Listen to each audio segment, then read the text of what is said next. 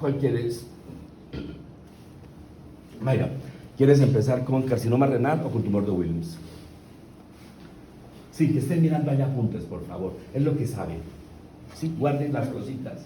Si quieren escribir algo, lo pueden escribir, pero no lean allá. O sea, no me interesa que nadie quiera hacer ver que sabe mucho, ¿no? A mí me interesa, pues, simplemente que podamos repasar y vamos consolidando algunos conceptos.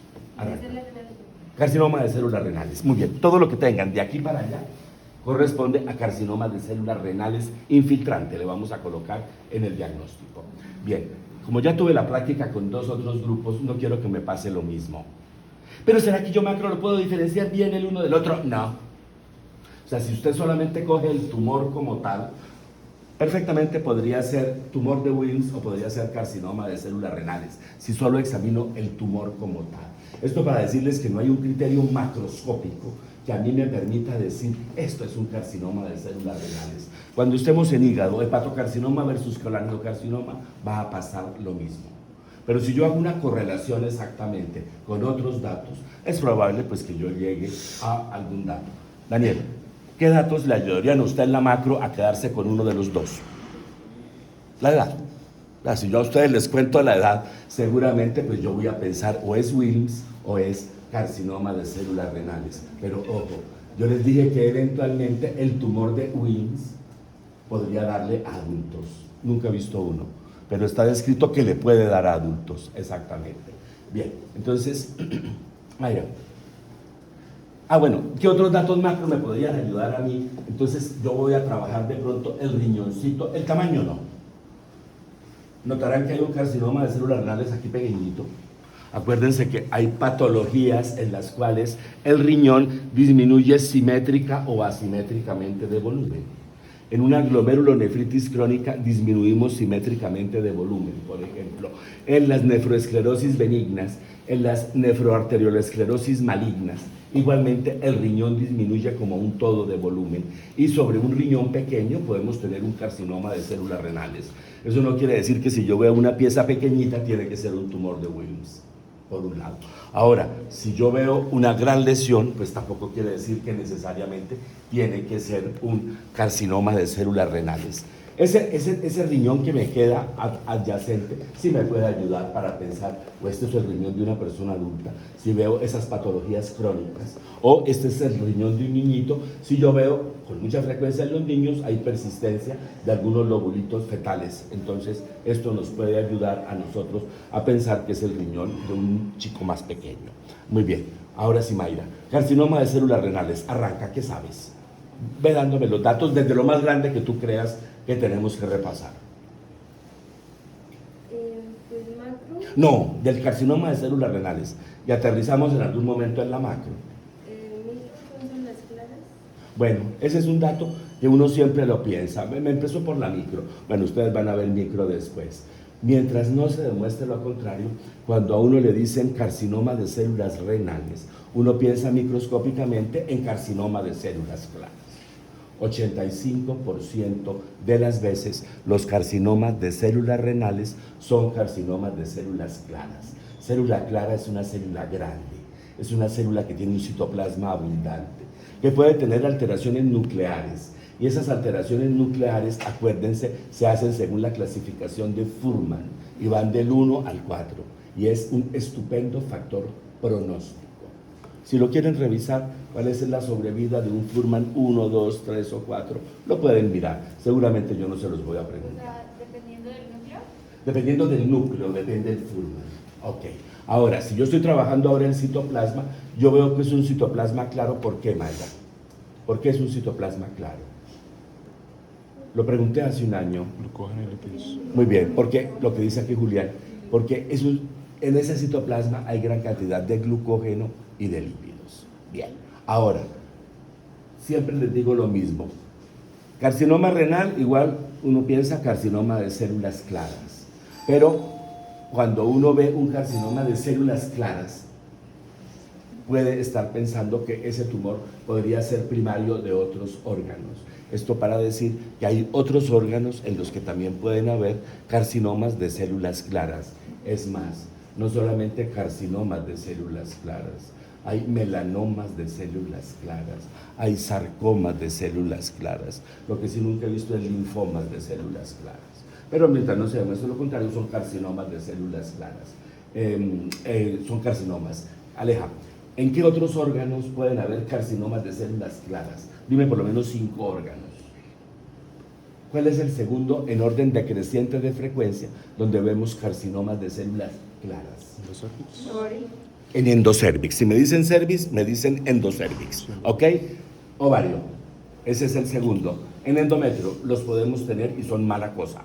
En endocérvix los podemos ver. Si nos subimos en tiroides, en paratiroides, y yo creo que estos son ejemplos para pensar en algunos órganos donde podemos ¿En la piel ver. es común o no? ¿Perdón? ¿En la piel es común?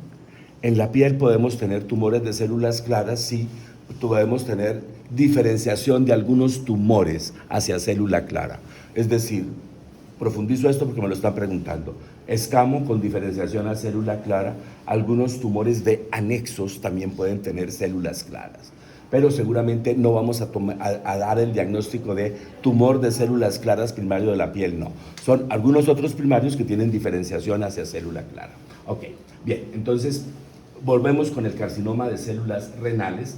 Quedamos que la gran mayoría son carcinomas de células claras y en segundo lugar podemos tener, pensando en la célula como tal, carcinomas de células granulares. Muy bien. Algunas particularidades, Sebastián, del carcinoma de células claras, que es el más frecuente. Sí, ya que queramos decir carcinoma de células claras, a partir seguramente de qué estructura del riñón se origina. Contorneados proximales. De los tubos contornados proximales. ¿Alguna de lesión particularmente asociada? Cromosoma Cromosoma 13. 3P, brazo corto. Muy bien, eso está muy bien. Ahora, antecedentes, factores de riesgo. Fumar. Tabaquismo es el primero y el más importante. Obesidad. Obesidad, hipertensión. Bien. Julián, ¿qué otra variedad histológica conoce de carcinoma renal? El segundo. ¿El granular cómo son los papilares? El carcinoma, tenemos el carcinoma de células papilares, lo podemos poner de segundo. ¿El de las translocaciones de las mujeres? Bueno, espere, hablemos un poquito del de células papilares. ¿Ese es de qué túbulo?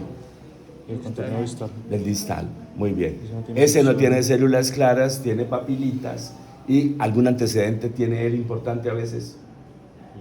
Sé que no tiene la translocación. No tiene la translocación, ¿qué más? ¿Algún antecedente? ¿Alguna patología crónica se puede asociar? ¿Alguna patología crónica del Sí, riñón? daño a los túbulos. Pero póngame el nombre. Este, Pero sí, seguramente tiene insuficiencia renal crónica. Pero ¿alguna patología de base? sí, pero no me acuerdo el nombre. Bueno, me la cuentan después o la revisan. Ya quedamos ahí. Ok, entonces seguimos allí con Mayra, que no la ha dejado hablar. Ok, ¿es más frecuente en qué etapa de la vida el carcinoma de células renales? 60 años. Son personas de cierta edad ya. ¿En qué pico podríamos estar? 55 de 55, 65 años seguramente los vamos a tener. ¿Alguna predilección por sexo, hombre versus mujer? Hombre versus Hombre, Un poquito más frecuente en hombres que en mujeres. Muy bien. Macroscópicamente, generalmente son lesiones originalmente polares. Pero como ustedes pueden ver, llegará un momento en que tenemos masas de gran tamaño. ¿Qué significa que sea multicéntrico? Ya, vamos para allá. Aquí va a haber un multicéntrico. Ok. Bueno, a propósito, aquí me están preguntando, ¿qué significa que sea multicéntrico? O sea, yo sé que se forman diferentes, pero son independientes, ¿no? O sea, pueden... Son independientes. Entonces, esa es una tarea que está haciendo alguien de otro grupo, que ya ustedes no la van a tener que hacer y él no la va a contar. Porque ahorita les muestro, en este hay focos multicéntricos. Muy bien. Y alguien me va a decir, pero ¿por qué no podría ser tal otra cosa? Ok, muy bien, ahorita vamos para allá. Entonces voy a empezar con el que para mi gusto sería el más clásico de estas lesiones que tengo acá. Y es justamente, este riñón que tengo acá. Ustedes pueden ver entonces, alguien que me ayude, por favor, alguien que tenga guantes. No, pero alguien de los que esté allí. Andrea, ayúdame ahí. Muy bien, pero entonces ayúdenle a Andreita con las cosas Muy bien, y el teléfono para que su merced nos vaya mostrando. Muy bien, levante el riñoncito. Déjenoslo ver por fuera. Muy bien, entonces, pero que todos vean, ¿no? ¿Le ven alguna alteración? ¿Alguien dice, hay implantes tumorales? No, pareciera que no. Devolvámoslo. Ah, bueno, mírele acá. Ahora sí, muéstrele a los compañeros el tumor. Ok. Pero yo quiero ver ahora el tumor. Ahí me están mostrando ahora. No, yo lo conozco. Quiero es que ellos lo conozcan. No, así para ahí no van a ver. No, por el otro lado. Eso. Y muéstrele a todos cómo se ve esa masa. O sea, el tumor, el carcinoma de células renales, ese que están ahí, les digo yo, para mí es el más clásico, el más característico. Ustedes ven una masa predominantemente sólida. Entonces, el carcinoma de células renales habitualmente es sólido, macro en fresco es muy amarillo, en virtud a lo que ya me dijeron que tiene cantidad importante de lípidos en el citoplasma. Hay por lo menos el 80, el 90% del tumor, del riñón, corresponde a esa masa, que no solamente es sólida, yo también podría decir que es multinodular. ¿Y dice es infiltrante o no? Sí, ahí se dice infiltrante, desde luego que sí, pero de todas formas fíjense ustedes que aparentemente la masa se ve, como es un órgano sólido, se ve aparentemente bien delimitada. Pero recuerden que ellos van haciendo ese crecimiento expansivo tipo pushing y seguramente en la interfase entre el tumor y el tejido renal adyacente, debe uno ver ahí cómo se van metiendo esas lengüetitas microinfiltrantes. Andrea, mil gracias. Pero quédate ahí todavía porque me vas a ayudar con las otras. Juan, ¿quiere un diagnóstico acá? Renales infiltrante, punto, no tenemos más. La siguiente pregunta es, quiero 3 marcadores de inmunohistoquímica. Que sean positivos, déjeme que sean positivos en este caso. Si ya no aquí, allí me dicen, por favor, Juan. Porque esa triada es muy característica en carcinoma de células renales. ¿Cuál es, Juan? Creatina 4, 8, permetina y... A ver, ya Juli, arranque. La primera. Creatina 4 y... Me gusta más queratina 8 y 18. Me gustan más queratinas de bajo peso molecular. Esa es una. ¿Cuál es la otra? Bimentina. Y esto es una particularidad interesante. Este es un marcador con mucha frecuencia positivo, obviamente, en mesénquima, pero no tenemos una explicación clara de por qué el carcinoma de células renales típica y característicamente es bimentina positivo. Entonces, mire que tengo un marcador de epitelio y un marcador de mesénquima, ambos positivos en este carcinoma, que no es una... ¿Perdón? ¿Se tiñe el núcleo o el citoplasma? Su merced. Nosotros cuando estamos haciendo inmunohistoquímica, tenemos varias opciones. Una opción es que nos tiña el núcleo.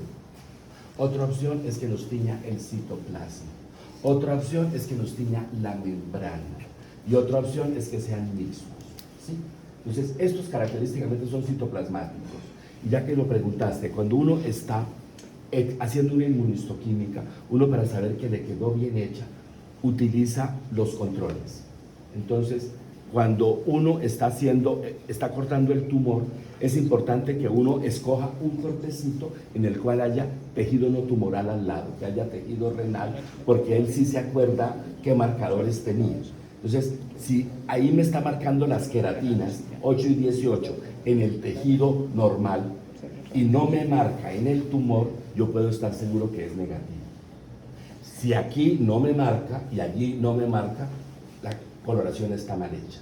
Entonces, yo hago siempre un control interno, que no siempre lo tengo. Algunas veces es solo tumor. Y de otro lado, nosotros hacemos lo que se llama el control externo. El control externo, ¿qué es? Un carcinoma renal que yo tuve antes, que lo validé, yo guardo de él. Entonces, cuando pongo a hacer mi tumor ahora, al lado pongo justamente el del control externo. Entonces, de esa forma uno está seguro que lo que le pintó negativo es negativo, pero me falta el tercer marcador. CD10. Muy bien. Entonces tenemos esos 3 marcadores, recuérdenlos, son positivos en el carcinoma de células renales. La queratina, particularmente aquí usamos 8 y 18, el CD10 y la bimentina. Hay muchos otros marcadores que por aquí Julián estaba mencionando, pero con que tengamos esos 3 positivos es suficiente. A veces la EPS autoriza 8 marcadores, entonces podemos hacer otros marcadores que también sabemos que son positivos. A veces cuando uno está haciendo inmuno necesita que ciertos marcadores sean negativos. en los diagnósticos diferenciales, entonces lo puede hacer. Muy bien, entonces vamos a continuar con la macroscopía del carcinoma de células renales. Como ustedes pueden ver en muchas de estas piezas macroscópicas, Andrea, muéstrame, por ejemplo, levanta esta, voltéala. ¿La están viendo? Empieza a haber una tendencia en algunas áreas a que haya algo de necrosis, a que haya algo de hemorragia. Esto es válido, como en cualquier tumor. Muéstrame esta otra. A lo largo de los años entonces vamos viendo que muchas veces hay tendencia a la degeneración pseudoquística, gracias, y observen allí en aquel tumor, ya por lo menos el 30% de la lesión como tal tiene degeneración quística, y observen ya como en esta última pieza la masa es predominantemente quística. Entonces tenemos absolutamente todo este espectro de lesiones justamente para mirar cómo es el cuadro macroscópico de un carcinoma de células renales. Muy bien, ahora Sebas, ayúdeme, ¿cómo es la extensión del carcinoma de células renales? ¿Para dónde va a coger?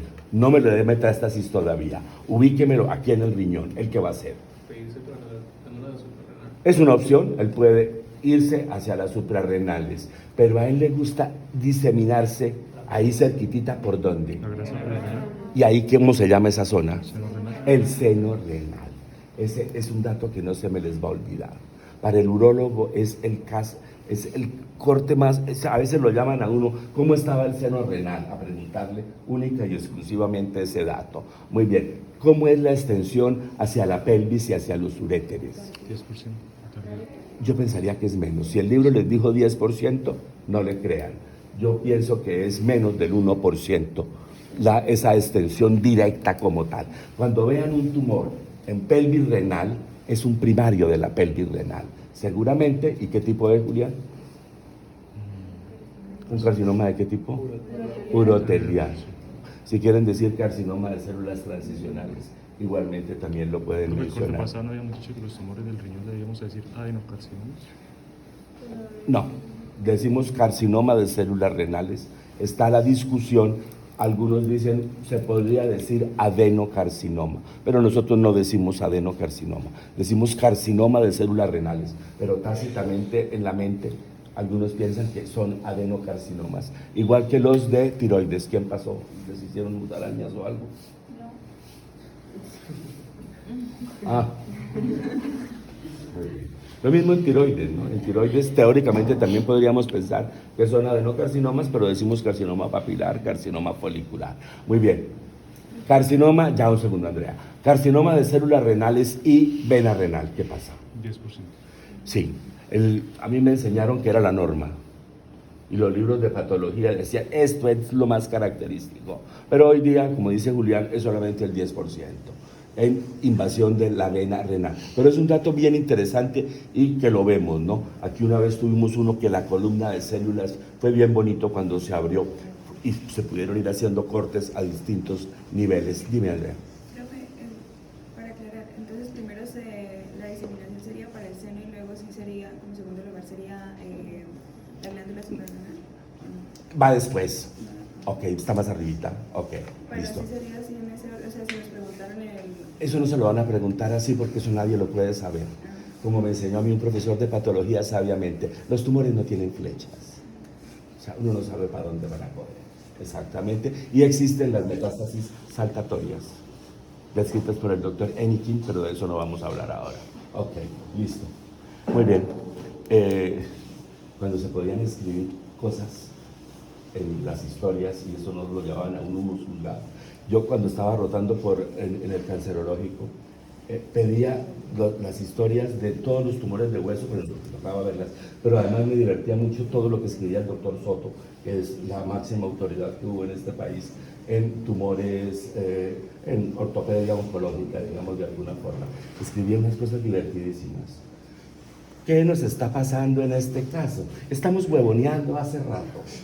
Ya, y después venía ya en 1970, Enikin describió la metástasis saltatoria. Y venía todo el speech de la metástasis saltatoria. Era muy, muy divertido el señor. Y sabía mucho. Ok, el hijo es un total caballero y él se tapa la cara de pensar que el papá escribía esas cosas. Bueno, pero uno tiene que ser espontáneo. Bien, listo. Ok. Entonces estamos justamente en esa diseminación del tumor. Ahora, Andrea, me quiero ir fuera del riñón. ¿Para dónde lo va a mandar en metástasis? Shh, hombre, callín.